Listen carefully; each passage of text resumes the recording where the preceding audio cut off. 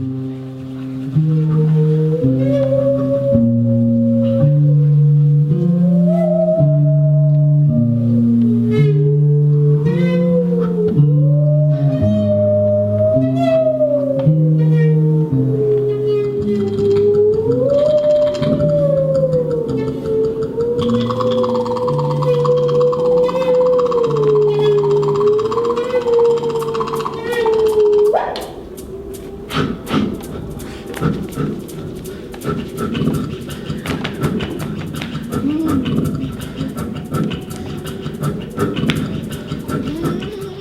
est une compagnie de théâtre gestuel et visuel, donc on crée essentiellement des spectacles sans parole. On se permet en fait d'utiliser différents moyens pour raconter nos histoires, donc des moyens plastiques, donc on peut très bien utiliser la marionnette, la manipulation d'objets, la danse. Et la présence de la musique est très très très importante. Du fait qu'il n'y ait pas de texte, elle est comme un personnage aussi vraiment très très très très présent aussi dans nos créations.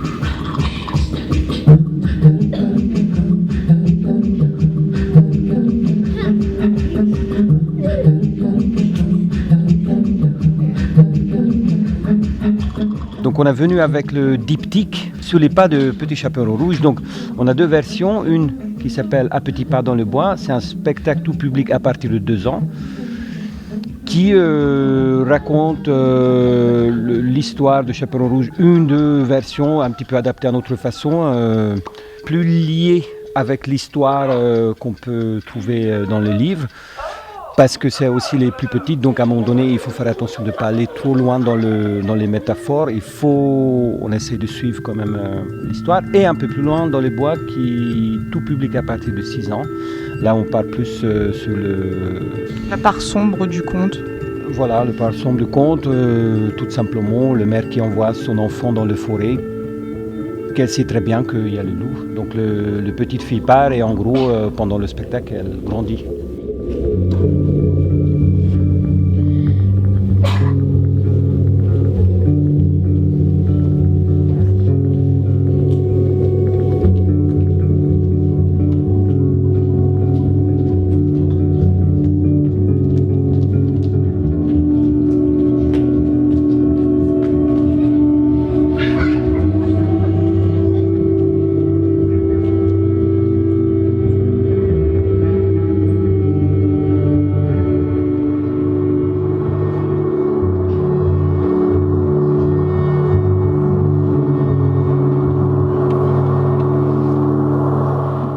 Il faut savoir que dans la compagnie, on est 3, donc Adam, Itchel, qui est metteur en scène de ce diptyque, et moi.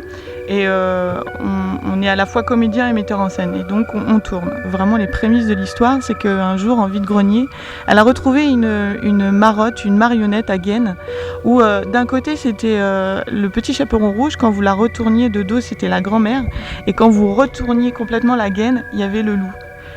Et elle a trouvé ça hyper intéressant, en fait, le principe en une seule gaine, de trouver les 3 personnages.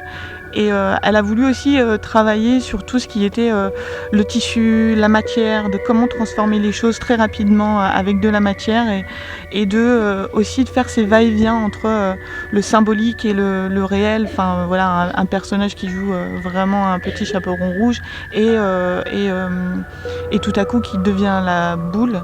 Et la boule aussi est aussi un des personnages du spectacle.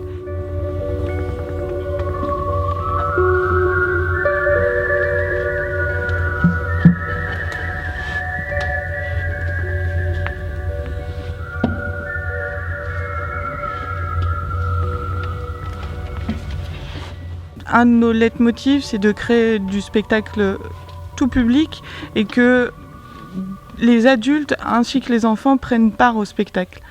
Et d'autant que, vu qu'on crée des spectacles gestuels et visuels et qu'il n'y a pas de texte, chacun peut apporter sa propre interprétation. Et ce qu'on aime bien, c'est dans la création, c'est de créer des subtilités ou des insinuations ou des interprétations en fait, qui peuvent être différentes, que les adultes peuvent percevoir et des fois pas les enfants.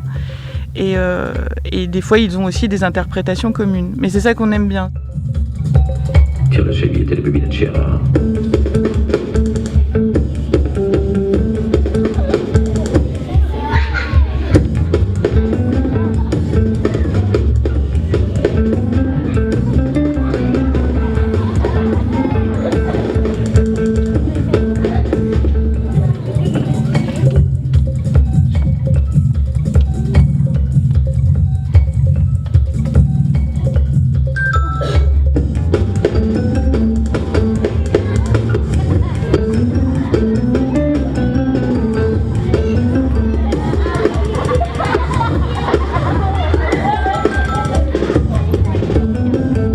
Scegliete le bevine c'era?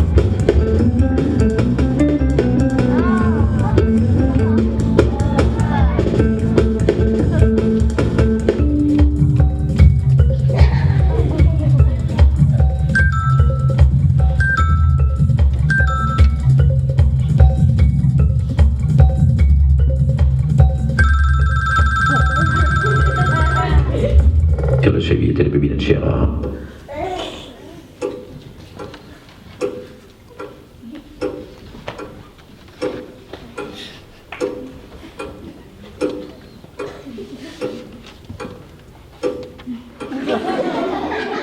On nous voit deux sur scène, mais on a plus que ça.